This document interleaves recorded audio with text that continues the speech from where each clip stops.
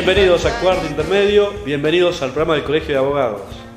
¿Cómo estás, Gonzalo? Bienvenido a todos los amigos que nos siguen, como siempre, por la señal de Somos Salta, Somos Jujuy, también por nuestras redes sociales, por nuestro canal en YouTube. Realmente un gusto ver cómo crecen nuestras redes sociales, cómo nos llenamos de amigos y cómo realmente todos los programas se están plasmando en nuestras redes sociales y la gente no solamente que los ve, sino que los vuelve a ver. Así es, porque están en nuestro canal de YouTube todos los programas, Roque, desde el primer programa. Estábamos un poco más flacos, ¿no? Más jóvenes, más flacos, qué bárbaro. Desde el primer programa hasta menos el último. arrugas. Exactamente, todos están ahí. La verdad que qué lindo ver, digamos, cuántos colegas han pasado brindándonos su experiencia, sus conocimientos, que tan bien hacen, no solamente a nosotros, los abogados, sino también a toda la ciudadanía, ¿no? Porque siempre decimos en este programa que uno ejerce sus derechos cuando los conoce, ¿no? Y esta es la principal función de nuestro programa. Bueno, un programa, Gonzalo, que vamos a también, como bien decíamos, de recordar algunas entrevistas que queremos compartir con ustedes, que nos parecen realmente muy importantes y al mismo tiempo muy actuales. Vamos también nosotros a compartir lo que es el artista del mes, que bueno, el artista que a pedido del público vamos a recordar la entrevista con Nadia Jasnuk. Sí, y Eva Sola. Eva Sola, sí. Muy bueno. Un dúo de calidad. Realmente, digamos, sorprendió a nuestro público, ¿no? Así que vamos a repetir momentos con estas dos grandes artistas salteñas. ¿Te parece que lo revivamos ahora, en este momento? Le pedimos al productor. Vamos. Estamos acá con, dos artistas espectaculares.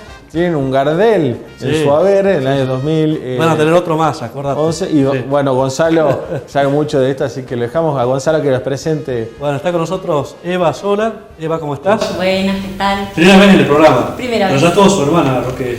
Sí, la periodista. Melina Sola. Sí. Y está con nosotros Nadia Jasnuk. También estuvo tu hermana, Nadia. Así es. Así que bueno, ahora completamos. Las otras hermanas. La otra hermana. También, bueno, la verdad que muy contentos de recibirlas, con un disco realmente de calidad. ¿Cómo fue gestado este disco? Sí. ¿Cómo fue gestado? Bueno, fue un disco que hace bastante que estábamos pensando hacer, es nuestro segundo disco, y el primero ya tiene 10 años, entonces este segundo disco se hizo esperar, pero lo meditamos bastante. Y bueno, de alguna forma la pandemia nos volvió a acercar acá en Salta, a la Eva y a mí, que nosotras desde muy chicas que compartimos música, pero finalmente pudimos llevar a cabo este nuevo trabajo, porque bueno, yo me volví a Salta, la Eva ya estaba acá hace unos cuantos años, y entonces dijimos, bueno, vamos a aprovechar, y empezamos a hacer una investigación justo, como la empezamos antes de la pandemia, pero la pandemia permitió que lo hiciéramos acá. Está bien, qué bueno. Bueno, impresionante el disco que tiene 14 canciones. ¿Cómo fue la decisión, ¿no es cierto?, de la recopilación, de cada canción elegirla? ¿Cómo fueron trabajando un disco? Bueno, seguimos un criterio bastante preciso, digamos, para elegir el repertorio de este disco, porque el hilo conductor de esta búsqueda fue siempre la vidala, ¿no? El espíritu de la vidala. Nuestro primer disco estuvo dedicado casi enteramente a la vidala, que es un género que nos apasiona. Sí, que nos apasionó y con el cual nos identificamos mucho, y decidimos darle un poco de amplitud a este tema de la vidala y buscar entre un poco el parentesco de este género de la vidala con otros géneros. Entonces fuimos a buscar en cierta zona geográfica y en una época del folclore muy temprano, en donde se ve la vidala como moneda corriente, digamos, y bueno, eso nos viene emparentada, digamos, la vidala con el resto de las canciones en cuanto a su espíritu poético, al espíritu de lo anónimo y popular. Casi todas las canciones que hacemos en este disco son recopilaciones populares. Hay solo 2 o 3 canciones de autor, y el resto son recopilaciones populares, y eso es un rasgo importante, digamos, del repertorio de este disco. Así es. Me recuerda a los discos de Leda Valladares y de Mariana Walsh, donde también hay mucha recopilación, mucha investigación. Claro. ¿Son sus referentes? Sí, absolutamente. Sí. Leda, bueno, el trabajo que hizo con María. Y en este disco también como que buscamos en los archivos también mucho de Chazarreta, porque también tuvimos como un contacto muy directo con el nieto de Chazarreta, que fue quien nos pasó todo el material. Músico también. También músico, investigador. Sí, sí, sí. Y finalmente también hemos hurgado ahí entre el archivo de Isabel Aretz, de Carlos Vega, bueno, son todos los recopiladores, digamos, que por suerte salvaron un poco. Sí. Y llegan las canciones a nosotros, ¿no? Y bueno, gracias a Eva y a Nadia llegan a todo el mundo, porque invitamos a todos los televidentes de Gonzalo para que ingresen a su canal en YouTube, que ahí tienen los videos, y justamente uno que vamos a ver ahora. Así es. Un videoclip, cuéntanos un poquito el videoclip, cómo fue la idea de animarse a grabar el video. Nosotras, mientras estábamos grabando acá en el estudio de Diego Mamaní, en Eco Estudio, En Vaqueros. Dijimos, bueno, aprovechemos para hacer un registro de este momento tan especial, porque era en plena pandemia. Claro, volver a un estudio, reunirse, la verdad que es significativo. Y bueno, y ahí decidimos hacer el clip de esta canción, que en verdad son dos canciones, un carnavalito y un huayno, que están juntos y que bueno, que son como dos géneros que nosotras amamos y que no habíamos explorado en el otro disco.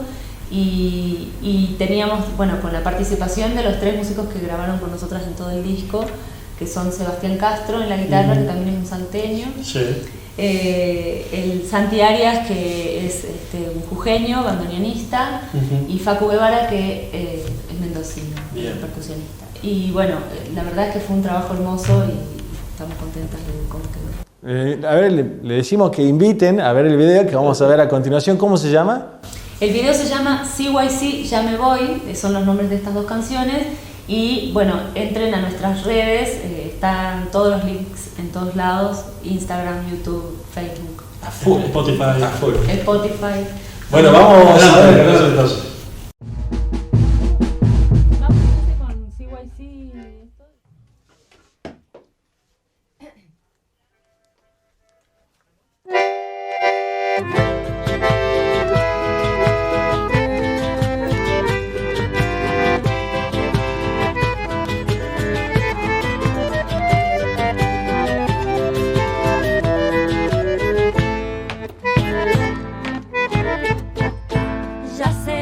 Carnaval, CYC, por medio de los cartones, CYNO.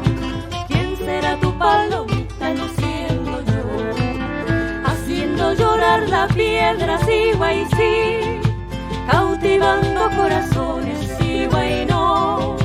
¿Quién será tu palomita? No siendo yo, no siendo yo, ¿quién ha de ser? No siendo yo, ¿quién ha de ser? El día menos pensado, CYC, tú caerás en mi poder, CYNO. ¿Quién será tu palomita? No siendo yo.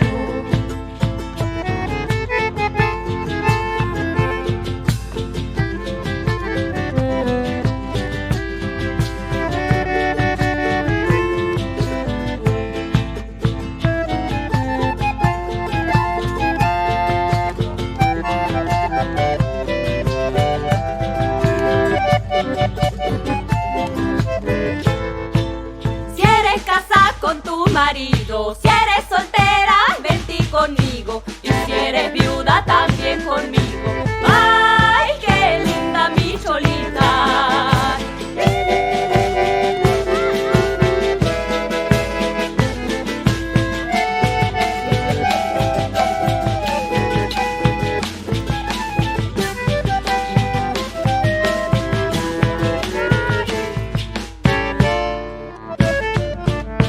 Ya me voy, ya me estoy yendo, me de por el camino más triste, ya no me has de ver. Esta calle voy pasando, me de arrastrando mis cadenas, ya no me has de ver. Me de ir, ya no he de volver, ni en tu casa ni en tu puerta, y ya no me has de ver. De ir, ya no he de volver, ni en tu casa ni en tu puerta, y ya no me ha de ver.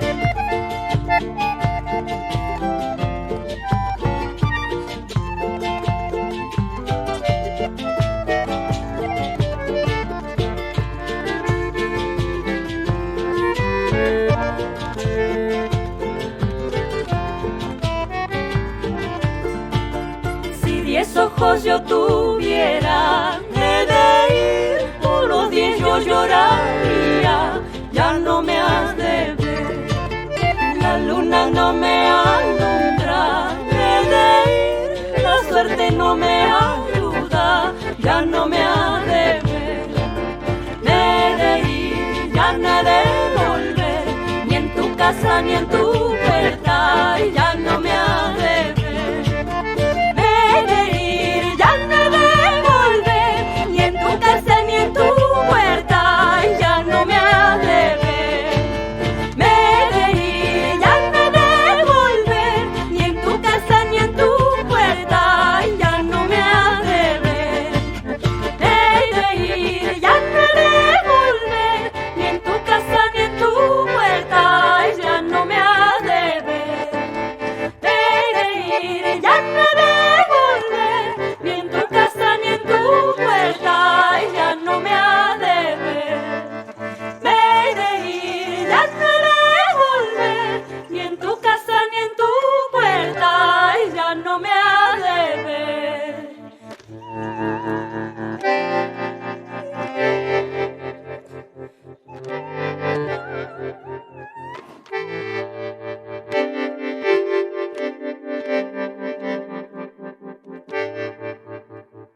Bueno, lindo recordar, en este caso, las artistas que pasaron por nuestro querido bloque El Artista del Mes. Así es, Gonzalo. Y bueno, para todos los televidentes también que nos están viendo, aquellos que no son abogados sobre todo, les recordamos nuestro consejo diario, semanal, mejor dicho. Si tiene alguna duda, alguna consulta, si le ha llegado alguna notificación, alguna cédula, alguna carta de documento, si le están cobrando algo que no corresponde en su tarjeta de crédito, por ejemplo, ¿qué es lo que tiene que hacer siempre, siempre, Gonzalo? Siempre, siempre, siempre consulte con su abogado.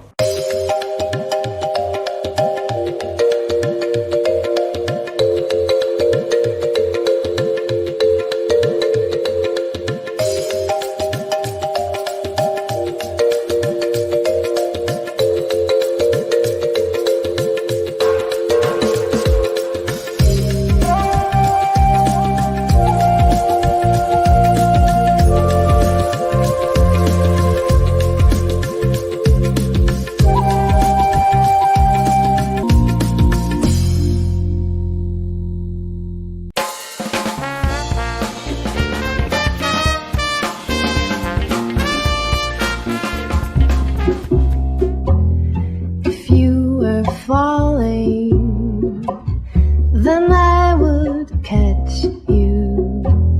You need a light, I'd find a mile.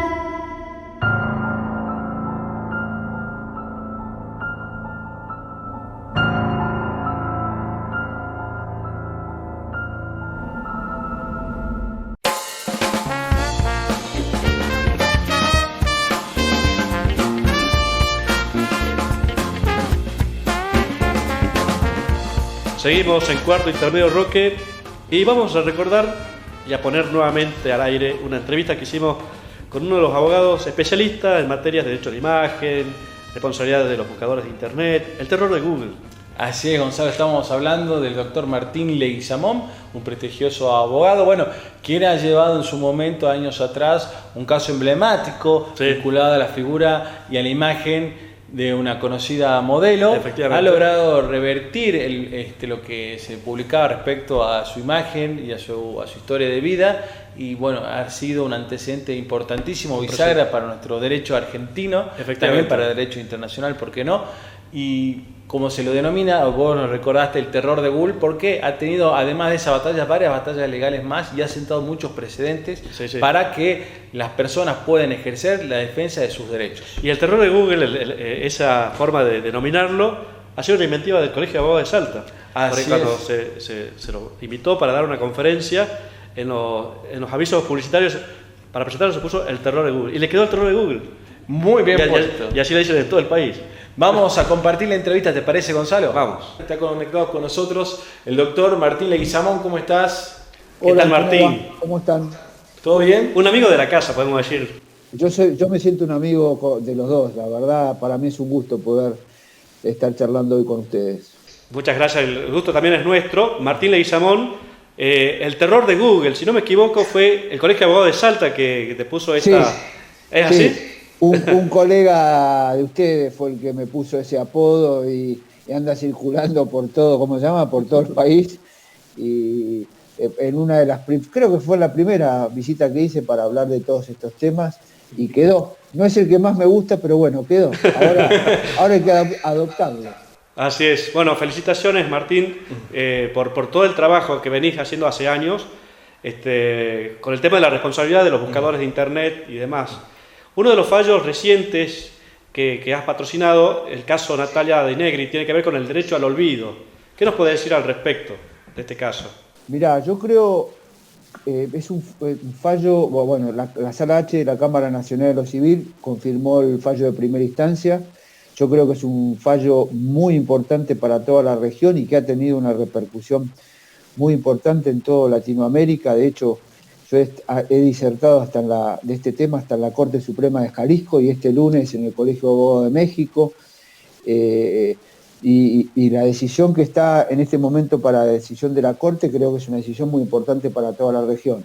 De todas formas, creo que es un fallo que ha ponderado la autodeterminación del perfil digital, que para mí es muy importante, que cada uno pueda determinar qué es lo que quiere que esté en los buscadores y en las redes, y en un equilibrio magnífico para mi gusto de la libertad de expresión, el derecho a la información, la honra y el honor, ni siquiera puso uno encima del otro, sino que los puso a todos en la balanza, los equilibró y dijo, protegiendo la libertad de expresión y el derecho a la información, es hora que protejamos el derecho al honor de Natalia De Negri, que estuvo vulnerado durante 24 años, y mediante una simple fórmula que estableció al ingresar en el campo de búsqueda poniendo Natalia De Negri, Natalia Ruth De Negri o Natalia De Negri caso Coppola, es la única forma que no se podrá ingresar esos contenidos, razón por la cual esos contenidos van a estar en los sitios, en el mismo buscador, buscándolo con otra fórmula, Samantha Farhad, Guillermo Coppola,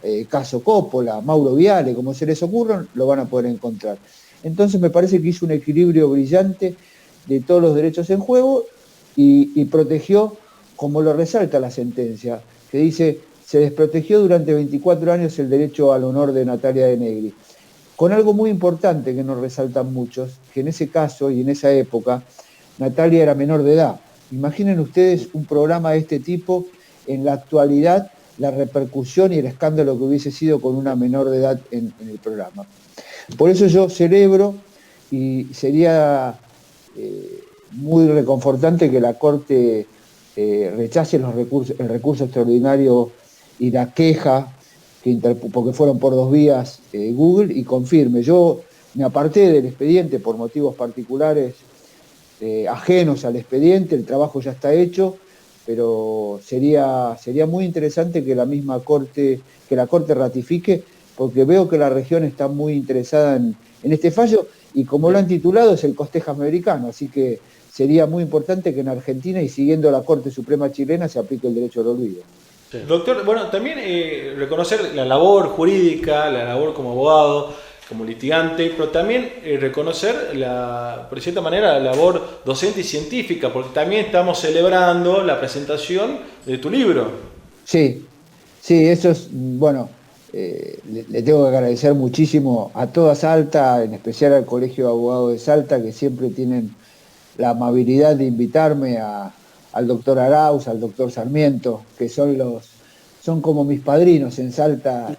Siempre de la mano de ellos me han hecho conocer lugares que yo, si bien iba de chico a Salta y no salía de Salta y de San Lorenzo, me han llevado a varios lugares en la última visita, así que para mí es un gusto, y es un gusto poder presentarlo este miércoles en Salta, porque es la culminación de 14 años de trabajo volcado en un libro que es una mezcla de análisis jurídico de todos estos temas y de trayectoria personal. Por eso los que lo han leído me han dicho que es muy interesante y de fácil lectura. El mismo editor del libro me dice, es la primera vez que leo un libro que no tiene citas. Mi libro no tiene citas. Yo lo pude redactar en 25 días y nadie lo puede creer. Me senté y lo único que tuve que hacer es contar desde el primer día hasta el último hago un análisis muy crítico del fallo Belén Rodríguez de la Corte Suprema. Lo desgloso como no lo ha hecho nadie, porque yo lo conozco perfectamente el fallo y lo he analizado como seguramente no lo hizo ningún profesional.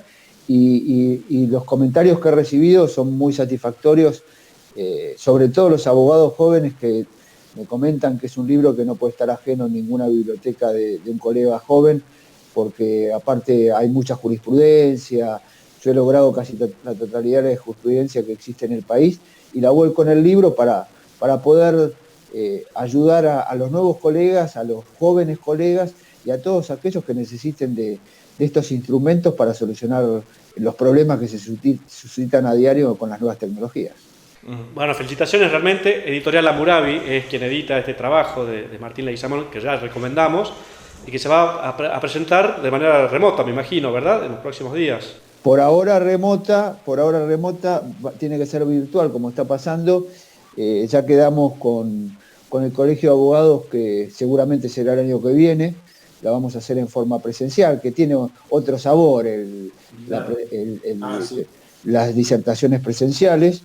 De hecho, como les contaba, cuando nos comunicamos, ya tengo comprometido la visita a 14 provincias para presentar el libro, lo que me llena de alegría y de emoción y de orgullo, ¿no? Poder ir a distintas provincias a difundir el libro y todo lo que está volcado en el libro, una experiencia de 14 años de trabajo, así que creo que una de las primeras va a ser Salta, así que esperemos que este virus nos permita hacerlo rápido. Así es. ¿Vamos a poder encontrar este libro en internet? Sí, ahí está en ebook. Lo que pasa es que a mí yo no sé si les pasará a ustedes. A mí el ebook, yo hasta que no tuve el papel, que lo tengo acá, a mí me lo pasaron el ebook cuando lo terminé y era como, lo leía, pero no me causaba ningún tipo de... Cuando me lo trajeron el 1 para verlo, ahí me hizo como cosa, como dicen, y ahí me di cuenta que ya estaba plasmado en un libro y la verdad es una gran emoción poder decir, tuve muchos hijos, planté un árbol y bueno, lo que me faltaba lo del libro lo tuve. Muy bien, Martín. Bueno, y por último nos queda una pregunta también respecto a un fallo que comentamos antes que empiece la entrevista. Bueno, nos comentó un fallo muy importante, vinculado justamente también con Salta. Y las noticias falsas que están, digamos... Están de moda. Sí, es otro gran antecedente, aparte del de Negri que salió en septiembre, está en agosto, un fallo de noticias falsas de un salteño, un médico muy conocido de Salta, que hace años que vive en Buenos Aires y que hace años que venía siendo objeto de falsas noticias, como que no era médico y que había tenido muchas denuncias sobre mala praxis. Y bueno, logramos una sentencia donde se demostró, después de un trámite que a mi gusto debería haber sido mucho más rápido, porque se planteó a través de una acción preventiva de daños, que fuese un instrumento que fue creado en el nuevo Código Civil para darle una solución rápida. Lamentablemente, en nuestro país estos temas terminan ordinarizándose y en vez de tardar 6 meses, 1 año, tardan 4 años.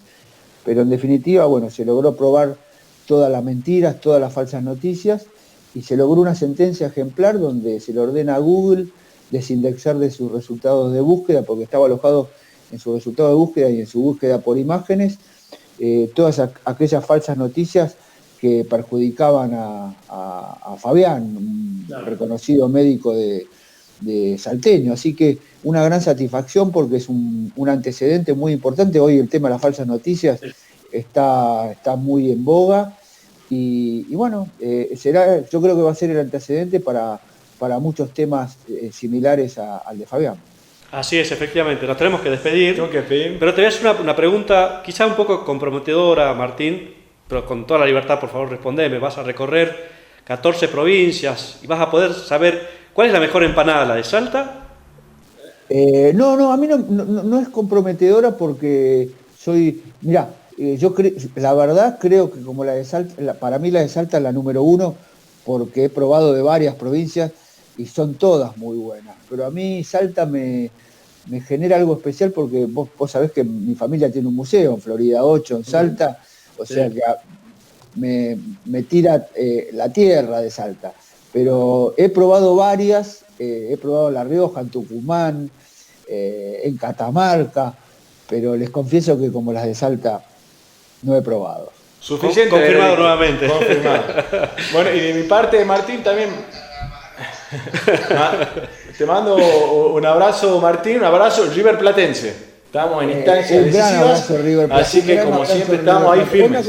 Hoy me acordaba de vos porque estuve hablando con Enzo Pérez, que sabés que soy abogado de él, y me acordaba justo de vos, porque me acordé que teníamos la entrevista. Sí, muy bien. Bueno. Llegamos así, estamos en sintonía. Bueno, Martín, un abrazo, muchas gracias por tu predisposición de siempre con el programa. No, por favor, el gusto es mío, qué bueno habernos podido comunicar, aunque sea de esta forma, y bueno, pronto nos veremos personalmente y charlaremos mucho más tiempo de todas estas cuestiones y iremos a comer unas empanadas. Así será, así será. Muchas gracias. Les mando un abrazo grande y un abrazo grande a todos Salta. Gracias. Hacemos una brevísima pausa. Brevísima pausa, seguimos en cuarto intermedio, ya volvemos.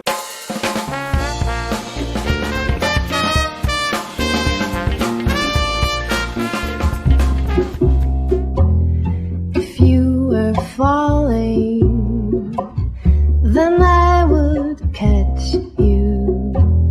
You need a light. I'd find a man.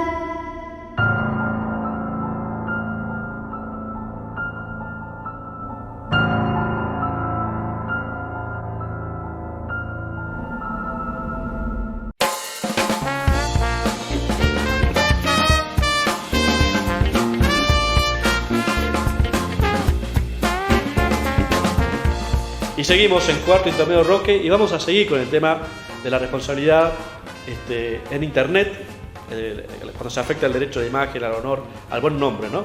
Así es, Gonzalo. Este caso particular vinculado a una señora que había realizado publicaciones respecto a su vecino, lo acusaba de haber asesinado a su mascota. Bueno, esta persona acudió a un abogado, como decimos de este espacio, cuando suceden estas eventualidades, estos hechos, estos sucesos, es siempre conveniente cuanto antes consultar a un abogado, y en este caso la actuación del doctor José Ubaide ha logrado revertir en sede judicial lo que estaba haciendo estas calumnias, estas injurias a través de las redes sociales. Así que es un fallo para destacar. Así es, un fallo salteño, un caso salteño llevado por el doctor José Ubaide. Vamos a esa nota. Y estamos con una novedad, ya que la apelación ha llegado a la Corte de Justicia de nuestra provincia y ha ratificado el fallo, ¿no es cierto?, que había resuelto la Cámara. Está con nosotros el autor de la entelequia de este fallo, porque recordemos siempre, bueno, los fallos los suscriben los jueces, la carátula son las partes, pero el trabajo intelectual lo realizan los abogados. Así es, detrás de un buen fallo siempre hay una buena demanda y un abogado que ha trabajado el caso.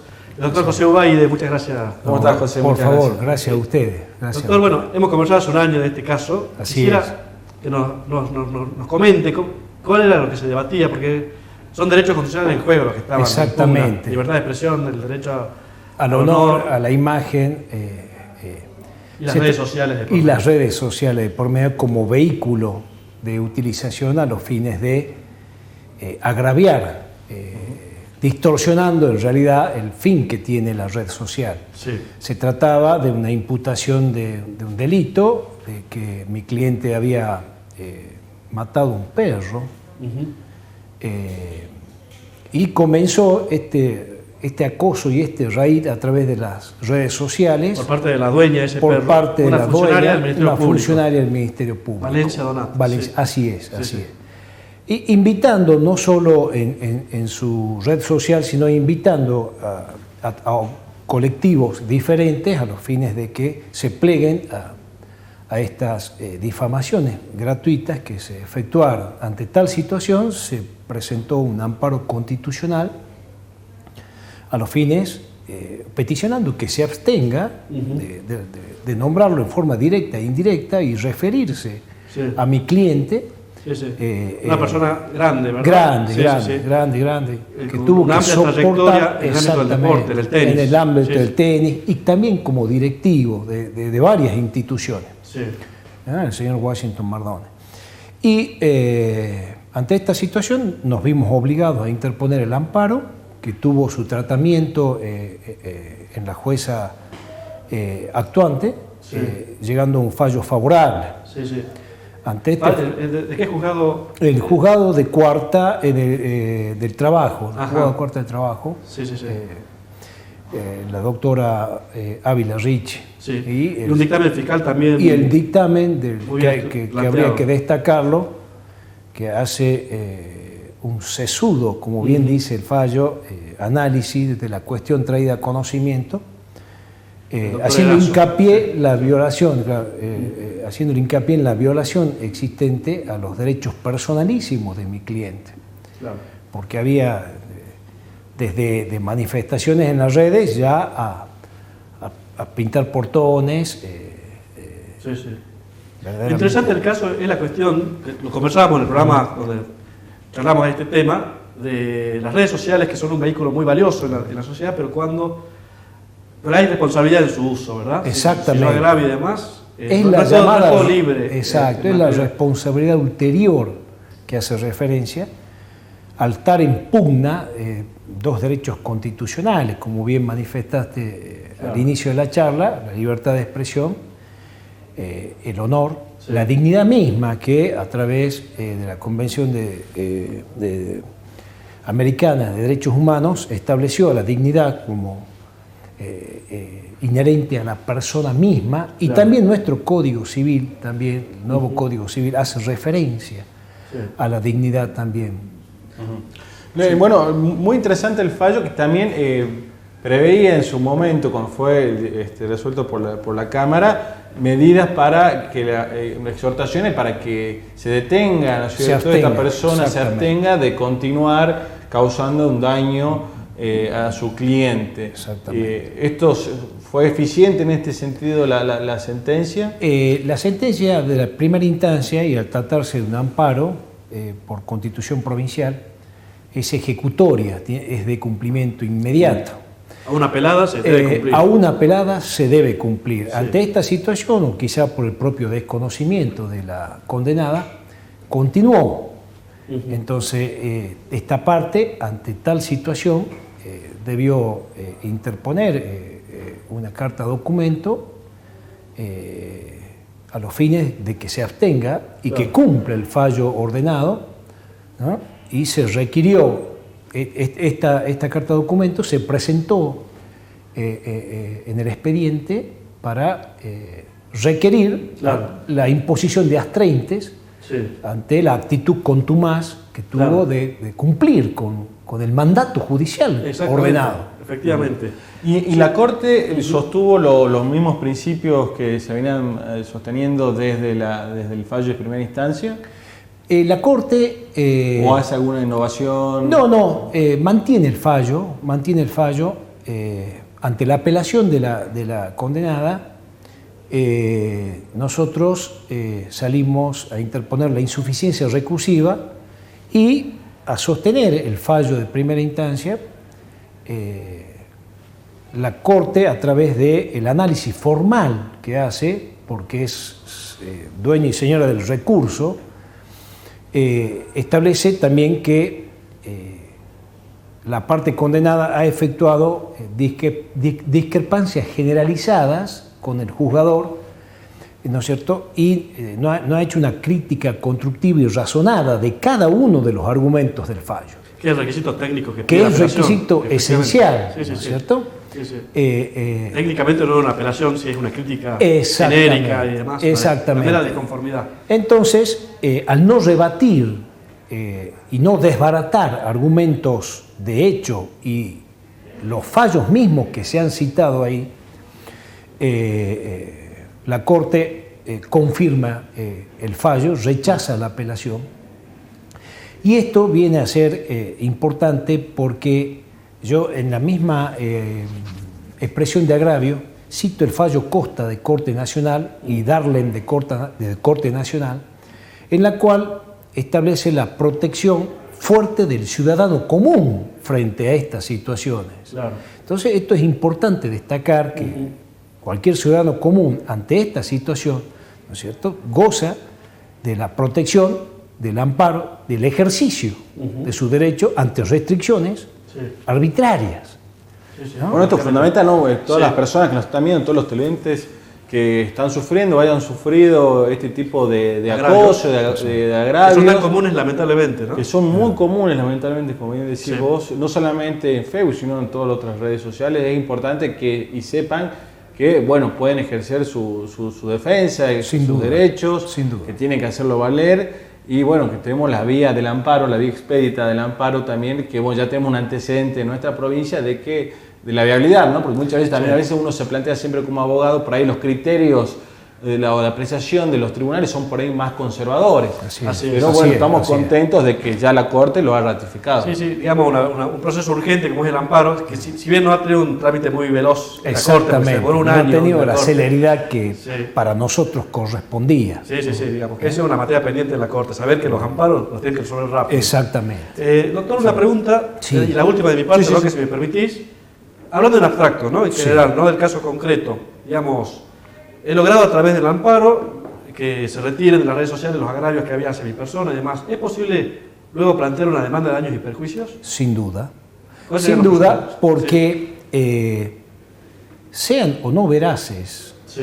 las afirmaciones, ya existe el principio de reparación, porque nadie gratuitamente puede, ¿no?, dañar a un tercero, Claro. y menos aún con las apreciaciones, las difamaciones que ha efectuado a mi cliente, que estoicamente lo ha llevado adelante, a pesar, ¿no es cierto?, de los sufrimientos y padecimientos que tiene que Sí.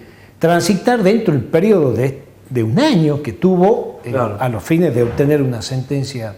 Sí. La antipublicidad favorable. ya está aprobada por la misma sentencia. Está declarado que el arte es arbitrario, Exactamente, ilegal. Sí, ¿no es cierto? El daño moral también. El daño moral se supone, no es necesario que sea de prueba específica, es decir. Tal cual. Bueno, doctor, la verdad que muy contento realmente, felicitarlo nuevamente por Muchísimas gracias. la tarea. Imagino yo, bueno, cuando llegó el caso, ponerse a estudiar cuestiones que son realmente en muchos casos novedosas, pero también al mismo tiempo mezclarlo con los principios del derecho. Sin duda. Muchas Bueno, gracias, doctor. Eso es. Nosotros, Gonzalo, hacemos una breve pausa y ya volvemos. Y ya volvemos, ya seguimos con más cuarto intermedio.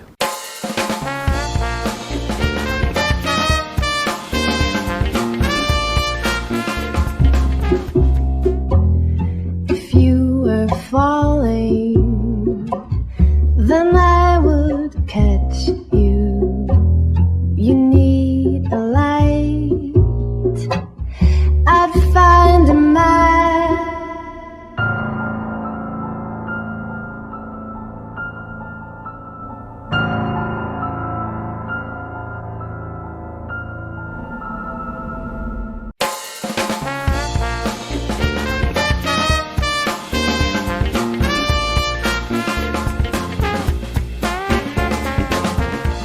Seguimos en cuarto intermedio, Roque, último bloque de nuestro programa.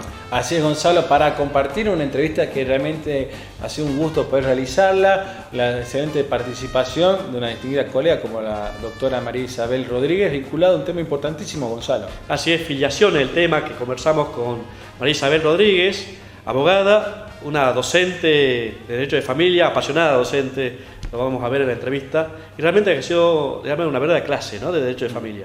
Creo que no ha quedado ni una pregunta sin responder. Así es. Y no ha quedado tampoco ninguna pregunta sin hacer, una entrevista para compartir y, como decimos siempre, con una lapicera y una hojita tomar nota porque dice cuestiones y conceptos muy importantes. Vamos a la nota. Está con nosotros la doctora María Isabel Rodríguez. La voy a leer el título porque Sí. es un título bastante especial. El cargo que tiene la doctora es Secretaria de Superintendencia de la Asesoría General de Incapaces. El Ministerio Público.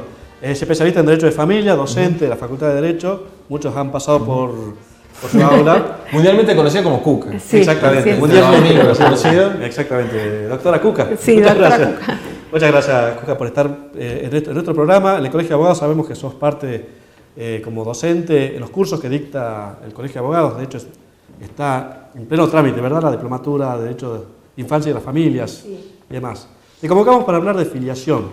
De filiación en el Código Civil y Comercial, a 5 años ya de la modificación, de la reforma de este código. ¿Cómo ves el tema de la filiación en la jurisprudencia? Empecemos, Gonzalo, Sí. por contar a nuestros amigos que nos ven y muchos Sí. no son abogados. Claro. ¿Qué es la filiación o de qué hablamos cuando hablamos de filiación? Bueno, cuando hablamos de filiación nos referimos al vínculo jurídico que une a los padres con los hijos, ¿sí? Es decir, no solamente el vínculo biológico que puede darse, digamos, con motivo del nacimiento, sino que además para que ese vínculo biológico pueda tener efectos jurídicos y puedan existir derechos y deberes por parte de los progenitores y los niños, es necesario que exista un emplazamiento en ese estado de familia y eso se logra a través de la filiación. Realmente es interesante reflexionar cuál es la situación en materia de filiación después de la sanción del Código Civil y Comercial, que bueno, que para lo que implica la vida de una ley es súper nueva, porque no han pasado muchos años, son 6 años nomás, y es cierto que el Código Civil y Comercial vino de alguna manera a refrescar el derecho de familia que venía de alguna forma con cambios muy dinámicos. Es la rama del derecho civil que siempre sufre mayores cambios a través del tiempo porque tiene que ir adaptándose a la realidad social. Y nosotros tenemos la dificultad con la legislación anterior y también en materia de filiación que cada uno de estos cambios que se iban dando en la sociedad los íbamos resolviendo a través de como reformas parciales o parches. O sea que repensar digamos, el derecho de familia de manera integral en función de la nueva realidad social, en función de los nuevos estándares en materia internacional, era una gran oportunidad. Y creo que en gran medida se logró muy bien, o sea, porque hay que decirlo también, se logró muy bien. Fue la primera reforma integral que se fue poniendo a tono, ¿sí? Con los cambios y las nuevas realidades sociales. En materia de filiación, creo que la gran incorporación que hace el Código Civil y Comercial es incorporar una nueva fuente de filiación a las que ya existían, que era la fuente de la filiación por naturaleza, que es la filiación biológica, donde el elemento es la biología, y a la filiación por adopción, que era la que ya conocíamos, y reconoce esta llamada voluntad procreacional, es decir, que no tiene su causa en la biología y que a pesar de que entre el padre y el hijo no exista un nexo biológico ni una sentencia judicial que cree ese vínculo, el deseo de ser padres y recurrir a un centro médico, a la ciencia, para lograr esa paternidad o esa maternidad, es recogido, digamos, por la legislación civil para poder darle un reconocimiento jurídico y lograr a través de ello un emplazamiento. Un emplazamiento que es inimpugnable. Es inimpugnable, es decir, fíjense lo interesante que permite, o sea, la plasticidad que permite la filiación por técnicas de reproducción humana asistida. La causa es la voluntad procreacional, el tipo de filiación es por técnicas, que permite, por ejemplo, conformar formas de organización familiar que desde el inicio son, por ejemplo, monoparentales. Supongamos, si yo tengo el deseo de tener un hijo sola y recurro a la técnica, a la filiación por técnicas, ese hijo que nace de este deseo que yo tengo de ser madre y que es inscripto del modo en que la ley establece en este tipo de filiación, permite dos cosas: que nadie puede impugnar este vínculo por falta de nexo biológico y a su vez que nadie puede adicionarse a ese vínculo. Este vínculo nace así, entre madre e hijo, digamos, con esta conformación inicial, y la única forma de adicionar un vínculo es que, por ejemplo, si yo el día de mañana formara pareja y se generara un vínculo socioafectivo a través de la adopción de integración. Pero no está abierto a que otra persona pueda practicar un reconocimiento, porque nace... ese hijo que nace en ese tipo de filiación ya nace con un único vínculo filial. Bueno, por ahí siempre cuando vamos a alguna juntada, algún asado, te sos abogado y te dicen, ve tal serie de Netflix, ¿no? Y generalmente todos los penalistas vinculan a derecho penal, pero bueno, esta rama del derecho y particularmente el tema de la filiación, uno lo relaciona más con las novelas, ¿no? ¿Qué pasó? ¿Quién es hijo realmente de quién? Con los sucesorios de decir... Esa frivolidad un poco, perdonen, pero... la realidad es que hay historias de vida y hay derechos humanos también que estamos hablando en este momento. ¿Y cómo ves vos, no es cierto, y te estás teniendo en el día a día, cómo se va aplicando y los tribunales cómo lo van recepcionando a las normas que, por un lado, vos mencionabas, tenemos, por supuesto, la norma del Código Civil Comercial, pero también tenemos, ¿no es cierto?, los antecedentes jurisprudenciales de la Corte Interamericana de Derechos Humanos. Sí, es más. Un poco, si tenemos que pensar cuál es el panorama actual, si vemos el derecho vivo en materia de filiación, una reflexión que podríamos hacer, digamos, todos los que trabajamos con esta temática, es que justamente en función de los derechos humanos y los estándares de los tratados internacionales, esta legislación, a pesar de ser muy nueva, nos ha quedado como a mitad de camino. ¿Por qué? Porque han quedado afuera un montón de situaciones que se dan en la realidad social en materia de emplazamientos filiatorios y que no encuentran dentro de la normativa vigente una solución, digamos, que genere cierta seguridad jurídica para todos. Por ejemplo, ustedes recordarán, y que fue sumamente discutido, y estaba incluido en el anteproyecto la gestación por sustitución, o la también llamada maternidad subrogada. Esa posibilidad, digamos, después, cuando se discutió el proyecto en el Congreso de la Nación, no se incorporó en el texto definitivo, lo mismo que la filiación por post-mortem, por técnicas de reproducción humana asistida.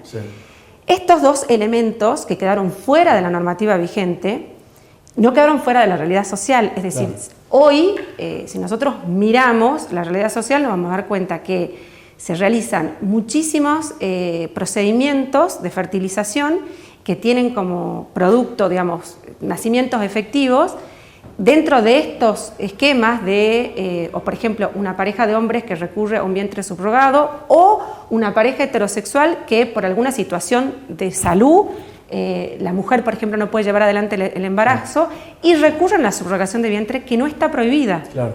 Entonces, se da en la realidad... No está regulada. No está regulada. No está prohibida. Y al no estar regulada, no está prohibida y se hace. Entonces, se lleva adelante. Esto genera que se producen nacimientos, o sea, que la parte más vulnerable, porque la parte más vulnerable es el niño, digamos, que nace dentro de este contexto, y después tenemos la gran dificultad de ver cómo logramos el emplazamiento en tiempo y forma, digamos, cuando la norma no me ofrece esa solución. Claro. Es decir, que toda esta realidad que existe, que se da, etcétera... Las alternativas que ofrece el derecho no son las más adecuadas, ¿no? Pensando, bueno, la filiación adoptiva podríamos dar. Y no son, claro, lo que pasa es que como es posible tener hijos a través de la adopción, es otra forma de maternar, pero la ciencia le permite a las personas acceder a un hijo biológico y se practica. Yo creo que en un primer momento, bueno, toda la discusión que se generó en el Congreso cuando se debatió el proyecto, bueno, los cambios siempre son más lentos a veces, ¿no? Que la realidad social, por lo menos en las normas. Pero la realidad es que hoy no podemos tapar el sol con un dedo. Entonces vos tenés una cantidad de chicos que nacen en este contexto que no tienen una respuesta adecuada. Y la única respuesta a la que acceden es hacer un planteo judicial para lograr el emplazamiento que efectivamente corresponde a su realidad.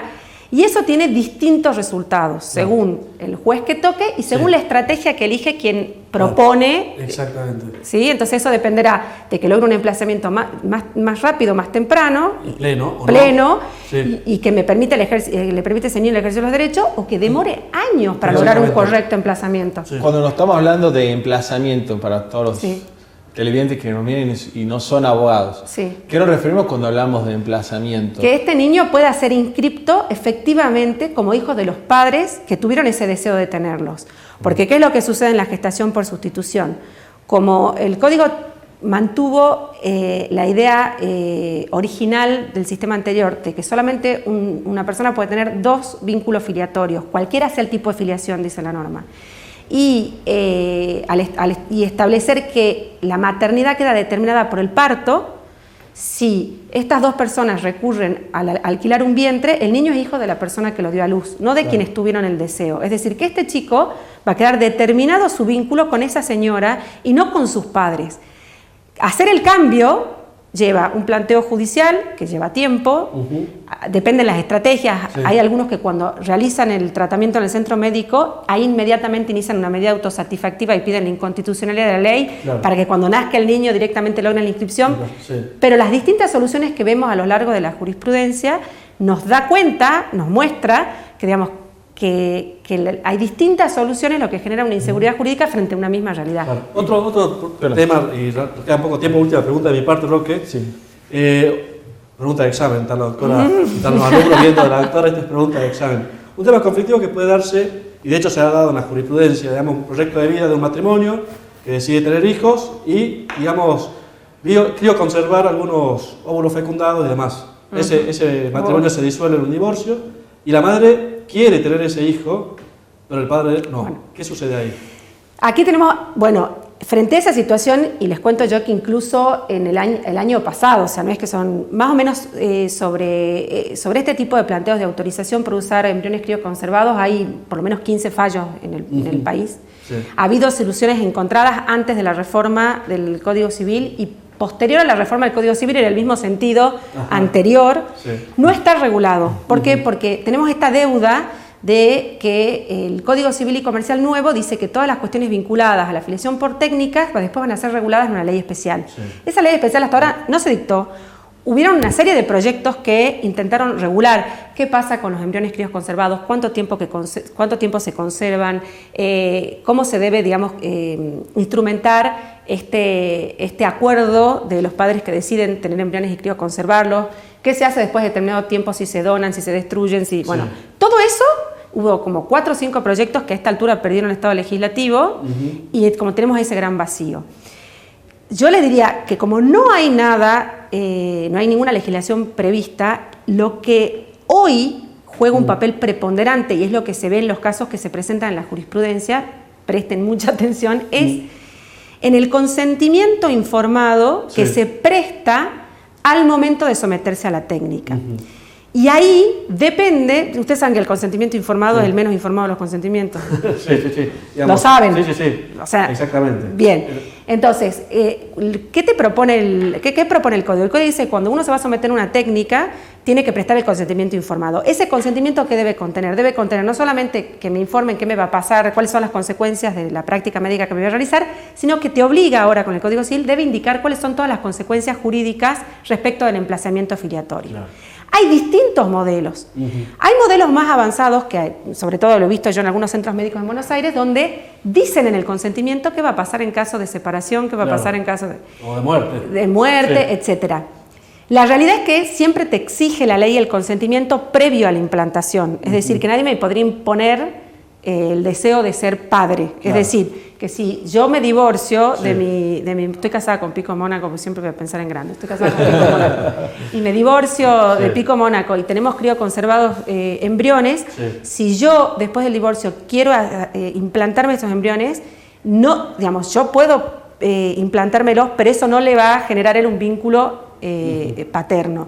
Igual, para poder usar ese material genético necesito su consentimiento o una autorización judicial. Y ahí es donde encontramos los fallos encontrados, inclusive hasta fallos del año pasado y de este año. ¿Qué es lo que veo yo? Que la jurisprudencia pone mucho el ojo en qué dijeron en ese acuerdo que prestaron en el centro. Y la mayoría de las veces la gente ni sabe qué está firmando en ese momento. El consentimiento menos informado. El menos informado y a veces el menos completo. Entonces, por ahí hay que poner prestar mucha atención. ¿Qué cláusulas contiene ese consentimiento? Y por ahí pensarlo, discutirlo, incluirlo. ¿Ese consentimiento no es revocable? ¿No puedo cambiar de parecer? El consentimiento es revocable, o sea, es revocable a los efectos de la afiliación hasta el momento previo a la implantación. Pero, por ejemplo, si yo presté mi autorización para que después, aunque se va a generar un vínculo afiliatorio, para que use mi material genético mi exmujer en caso de divorcio, al pedir la autorización judicial, los jueces en algunos casos y en otros casos no lo han permitido. En algunos casos han dicho, bueno, dado que él consintió y acordó estos fueron los términos del acuerdo, yo suplo esa falta de consentimiento mediante la autorización judicial. Y en otros casos la decisión ha sido completamente contraria. Por eso hablo de la inseguridad jurídica ante la falta de legislación. Bueno, doctora, se nos acaba el tiempo, se nos pasó volando el programa, tenemos muchísimas preguntas. Siempre quedan muchas preguntas. La vamos a tener que volver a invitar, Gonzalo. Va a tener que aceptar. Está cerquita. Ha firmado un consentimiento informado para el programa. El programa que va a volver al programa, así que... Así la vamos a convocar nuevamente. Estamos al frente, doctora. Estamos a un pasito. No es tanto. Ya no puede revocar el consentimiento. Muchísimas gracias, doctora. Muchas gracias a usted. Y esto fue Cuarto Intermedio Roque, programa que pasó volando. Pasó volando, el gusto de haber podido recordar estas entrevistas realmente de un gran nivel y esperarnos que nos podamos reunir y a través de Somos Salta, Somos Jujuy la próxima semana. Esto fue Cuarto Intermedio, Gonzalo. El programa del Colegio de Abogados. Hasta la semana que viene, muchas gracias.